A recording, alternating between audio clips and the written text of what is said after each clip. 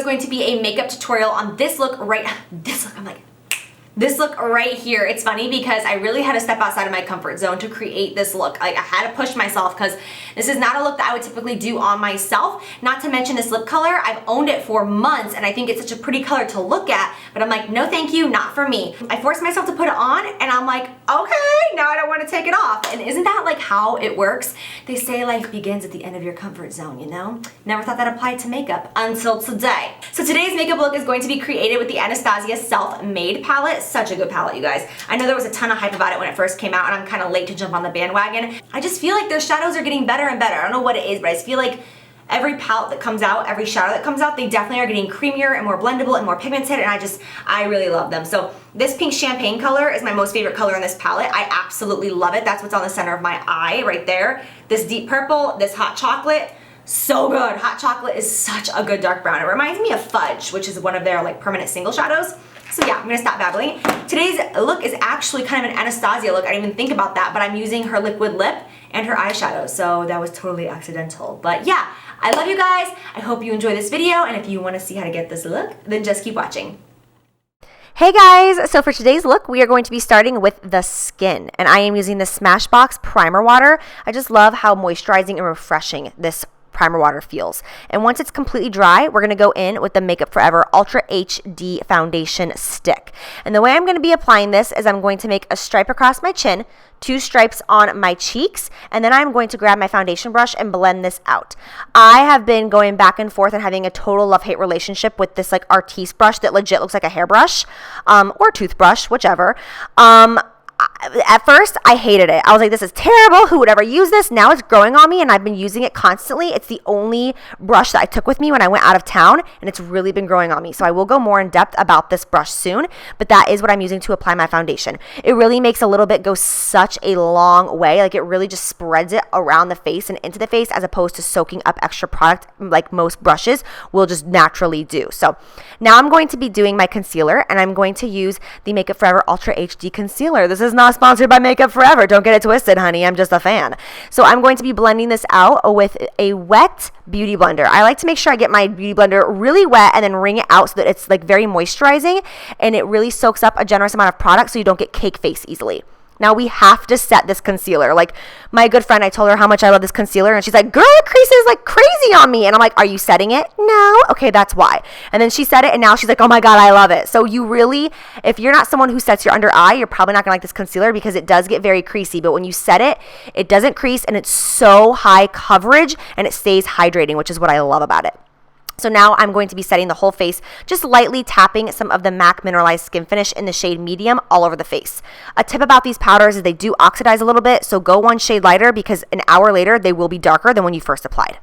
So going in with the Anastasia palette, I am going to be using Sherbet. I know some people pronounce it sherbet, some apply it sherbet, I say sherbet. Whatever, tomato, right? So using a long-haired, fluffy blending brush, I'm going to put that in the entire crease area. I start in the lower crease, and then I'm going to bring it up a little bit. I'm going to go all the way from the outer corner to the inner corner of the eye. I really want this to be nice and blown out and smoky, evenly from the inner to the outer of the entire eye. So we're just going to wrap that around constantly. I'm putting it in fast forward motion because, honey, you're going to be blending for a minute. Then I'm going to grab Hot Chocolate, which is this really nice kind of cozy, warm brown shade, and a smaller blending brush. It's basically the same shape, but it's just a little bit tighter. And I'm going to use that to place that on the outer corner of my eye. And as you can see, I'm trying to keep it nice and low and put it directly in that crease, but I'm not going to bring it above the crease. When you're going in with dark colors like this, I know initially it can be kind of scary, like, oh my gosh, I'm going to put the super dark color on my eye. The trick is to keep it nice and low. And as you can see, as the product is wearing off my brush, I then begin to go back and forth in windshield wiper motions, and I take it a little higher, a little bit at a time, and then I go in with a clean brush and I go over it to make sure that we don't have any harsh lines. So again, just make sure that you stay low beneath the crease of the eye, and if you don't have a crease in your eye, you can create one. Just stay nice and low and tight, and then go up a little bit higher at a time, and then blend it out with a nice clean brush so that you don't have any harsh lines. It's just like the easiest way to apply a dark color without getting overboard and looking like you've been beaten up, you know? You can easily look like you've been like in a fight, and that's not a good look, so just keep it low and you'll be good to go. Oh my God, I rhymed, stop.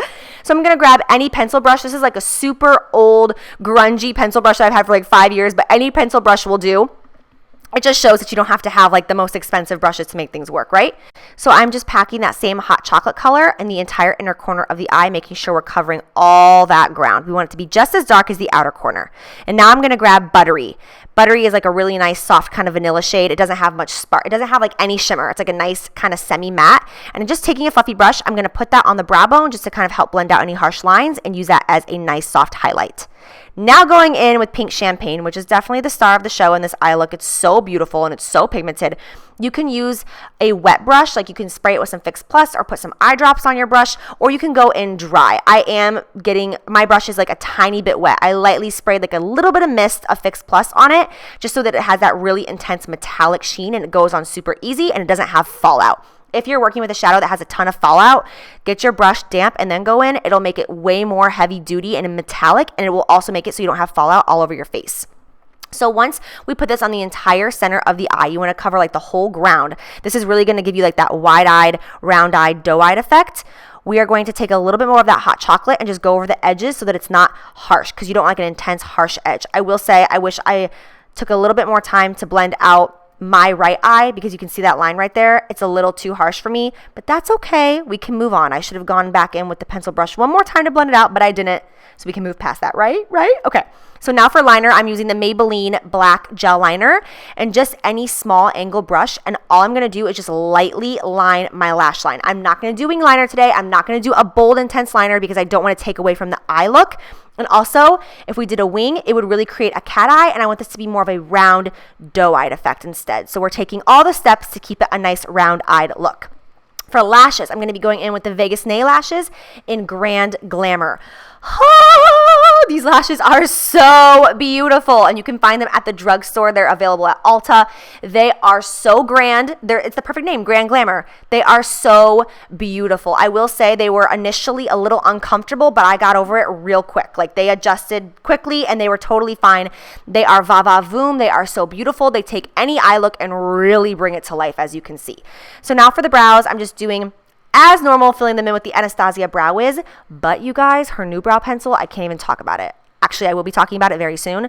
I'm absolutely in love. But this was before I discovered. This was before, okay? I didn't know any better, okay? So please forgive me. But I am using the Brow Wiz in the shade Chocolate. And now, speaking of chocolate, we're going to go back in with hot chocolate, and we're going to line the lower lash line. Today, I'm going to bring that color all the way in to the very, very inner tear duct of my eye. I normally don't do that on the lower lash line. I kind of fade it out and I let the inner corner of my eye be nice and like bright. But today I'm going to bring it all the way in. That way it kind of meets the upper lid color and is really a halo smoky eye. Then I'm going to take Metallic Plum, and I was not meaning to flip you guys off. I'm so sorry. You know I love you. And just taking that same, any pencil brush will do, I'm going to just blend out the entire lower lash line with Metallic Plum. Even though it says Metallic Plum, it's not like a super metallic. It's got a sheen in it, but it's not frosty. So that's what I use to blend that out.